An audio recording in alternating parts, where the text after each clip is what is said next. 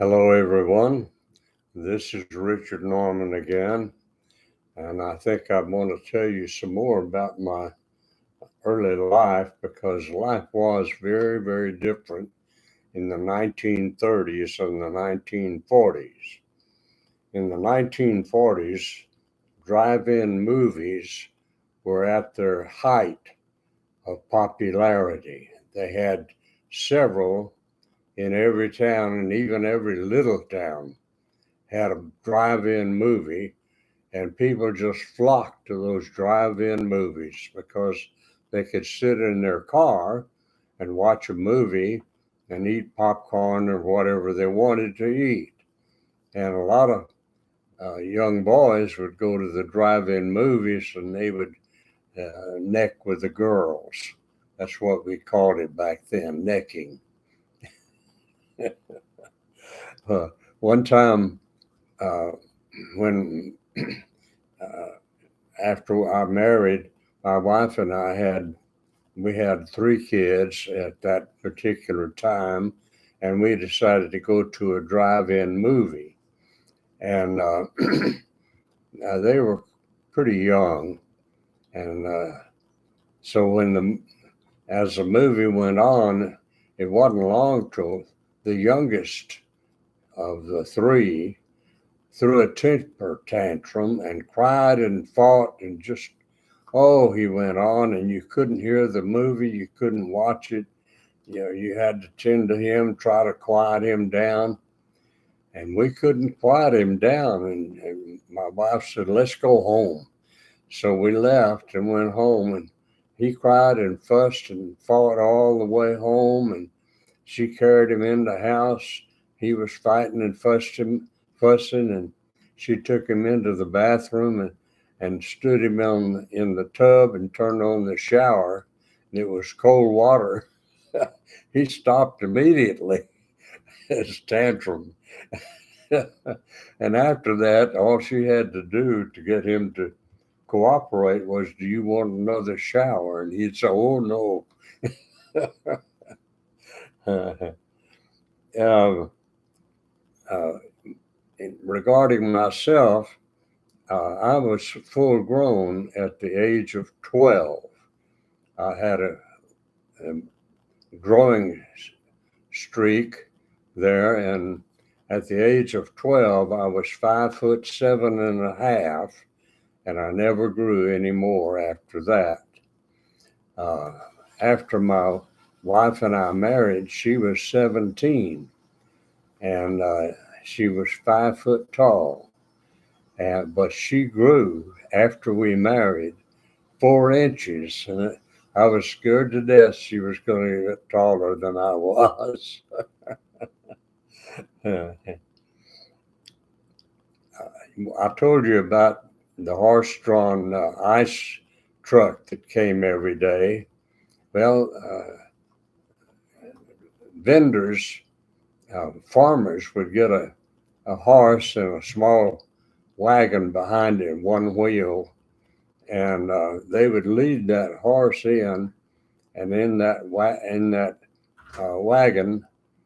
they had fresh fruit and vegetables from the farm, and they came every day. Sometimes you would see two or three or even four farmers bringing food from the nearby farms. And I remember my mother going out and buying fresh vegetables and things off of those trucks because they were really good. And that was a very common experience in those days. When I was a little kid, about 5 or 6 years old, I had a buddy across the street that I was friends with, and his one of his relatives, I don't know what it was, an uncle or somebody, had a movie theater, owned a movie theater downtown, and they would take us to see Western movies uh, every Friday, I think it was, or Saturday, and it only cost a dime to go to that movie. That's pretty good bargain, I thought. But they were all these old Western movies with a lot of Indians and cowboys and stuff fighting. And there was a lot of movies about that back in those days as well. Uh, on the corner from where I lived, uh, that's where the trolley came by. The city of Austin had a trolley cars that went all over the city to bus people downtown. We didn't have buses for a number of years, and there were tracks and the wire that went on the top, and they had a thing that goes up that touch that wire to get the electricity that moved the trolley. And it only cost a dime to ride the trolley all the way to town. In fact, you could drive it all the way to town and come and to the end of the line, and it would turn around and come back and do it again. And I think I was about 12 or 13 when I did that. I wanted to see where it goes and what it would do, and I just took a ride on that trolley. They were a good means of transportation in those days, but they were not air conditioned. In the hot summertime, they had all the windows up, and the wind blew in and cooled us somewhat.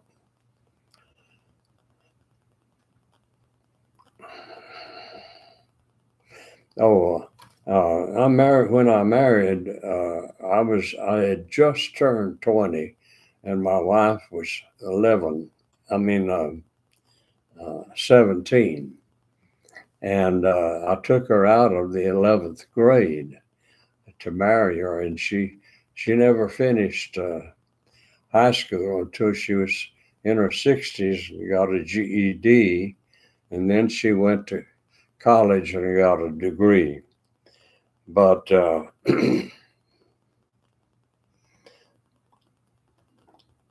when we married, I was working in a bank. My father was a banker. He was an officer of the bank. The banking system was quite different back then.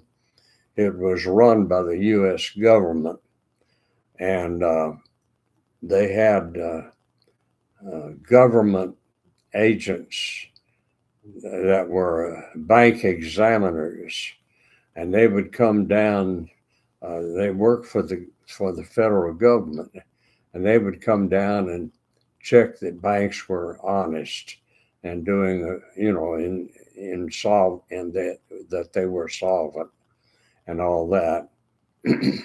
And they would come in groups and do all of the different banks. In Austin at that time, there were, I think, 3 banks, and the bank my father worked for was called the Capital National Bank, and he was an assistant cashier. They had a whole different system of banking back then. It's not like that today. But anyway, his main job was personnel director. They didn't call it human services. They called him a personnel director. And he did the hiring and the firing of the bank. And so when I was in my later teens, 16, 17, long in there, he would give me a job in the summertime between school, and I would work through the summers in the bank as a gopher. I would make deliveries of things. I remember about every day I had to take some bonds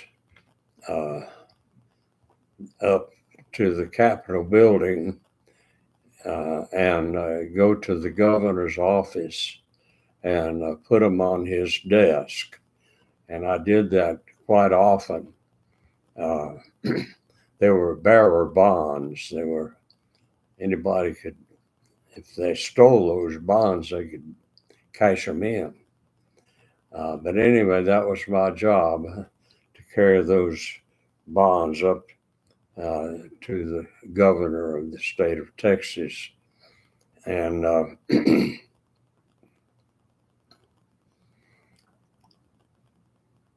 that job didn't pay me much. I think they, in the summers, I think they paid me maybe $80 or $90 a month for those through 3 months. And after I got married, I was still working in the bank, so I continued that as a career. My father wanted me to follow in his steps and become a banker. Well, my interest was in art and music. I had I had zero interest in money or in mechanical things and in uh, math. Those are my two things that I had the least interest in. And I had a terrible time getting out of high school uh, because I couldn't pass math. I did take algebra twice, and I passed it the second time, but my plane geometry teacher passed me by giving me C minuses on my report card because she told me, she said, "You will never learn plane geometry. I'm just getting you out of high school by giving you C minuses."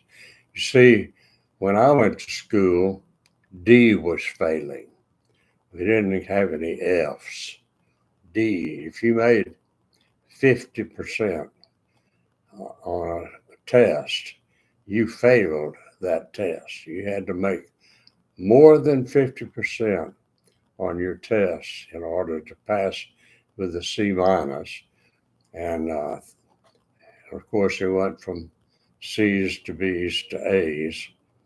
Uh, and they had A plus and B and B minus. They were three different levels of each of those. And so when I married, we were we were making $90 a month, and we lived for about a year on that. Uh, Tried to. It was very hard. Money didn't seem to go anywhere. It was very hard to live on, $90 a month. And uh, when we had our first child, he was born a year and a month after we married. They raised me to $100 a month, but I never made as much as I worked in banks for 6 years, and I made some progress in my uh, in the job. I became a teller, and then I became uh, I wasn't an officer, but I was getting close to being an officer of the bank. But uh, I never made as much as $300 a month in the 6 years I worked for banks. And we lived on that poor income for all those years. And then I got a job in 1954 with Texas Instruments as an artist.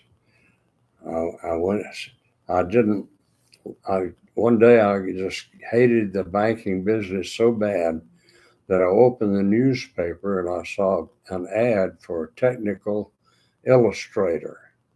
And I had no idea what that was. I'd never seen those two words together. But I went out there on the bus after I got off of work and applied, and I did. the job really required a degree in art. And I did not have a degree in art. I hadn't even gone to college yet. And, but I told him, I said, I don't have a degree and I don't have any training at all from anyone, but I can draw anything I can see.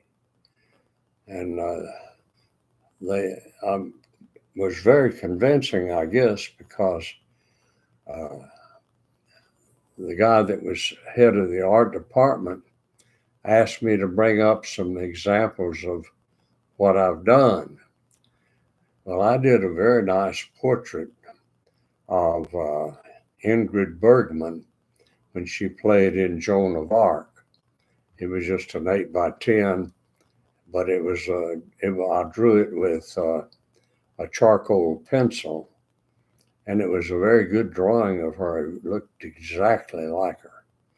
And I also had done my first oil painting, the one I told about before, that won honorable mention at the Dallas Museum of Art. And so I took that in, and I think I had another drawing or two that I took in, and they looked at all those and they hired me as a trainee technical illustrator. Well, all I wanted was a foot in the door, because at the end of the next year I was lead illustrator. And they found out that I was a better artist, really, than the other artists, and all of them had degrees except me. But I became head of that art department, special arts group, and I had people working under me that were college trained. I had one who had a master's degree in art, and yet here I was, the boss of the artists. Then I wanted to tell you one more thing. My wife and I had season tickets to the symphony orchestra, and one night I saw a chorus sing, and actually it was their first performance as a chorus of the Dallas Symphony Orchestra, but they were not really an official part of the symphony. They just used them for that occasion. I think there were about 80 or 90 in the chorus. And I told my wife, that's what I want to do. Well, I hadn't sung in a chorus since high school. When I was 17, 18 years old, I sang in the a cappella chorus of the high school. And I had not done that kind of music. And here it is, 1954, and I have no background in that either. And but I had training. You see, I took private voice lessons at the age of 16 from the best teacher in town. Very expensive to take voice lessons, and I took from her for about 6 years. And so, my grandfather had taught me to read music and to sing from the age of 4. So by the age of 10, I was an excellent sight reader. And so I found out that they were going to audition for choral members, and it wasn't far from my house. And so I learned that I had to sing 2 songs. One had to be in a foreign language, but both songs had to be classical music. And then I had to take a sight reading test to see if I could read music. And then I had to take a music theory test to be sure I knew all the markings on a sheet of music and what they mean and what to do. And so I went down there and I sang two songs, one in a foreign language, and I sang, and then I took the sight reading test. They handed me some music I'd never seen or heard, and I looked at the music and had to sing it. And I did. And I passed the music theory test as well. And I got in the chorus that first year. Well, I found out the next fall you have to audition again. Once you're in, you're not in, really. They required you to audition every fall to get into the chorus. And so I had to do all that again in the fall. And I loved it very much. And I sang with the Dallas Symphony Chorus 14 straight years. And I loved that. That was such a great fun. Choral practice was every Monday night from 7 to 10. That's 3 hours. And in that 3 hours, we sang constantly. We had a 10-minute break in the middle, but we had to sing 3 hours. And with the training that I had, I never got hoarse. My voice just got stronger and better by the end of the rehearsal. And it wasn't too long that I was a section leader of the bass section. And one of the bassists told me one time that they jockeyed for position to get close to me because they knew one thing, that I would sing all the right notes, and they wanted to be sure they were singing the right notes. Anyway, I think that's enough for this session. Let me see what my comments are.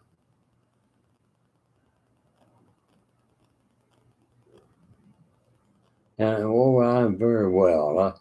I got pneumonia and almost died, but I got over it, and I'm back living alone in my own apartment, and I take care of myself. And I'm happy to be able to do that at the age of 95.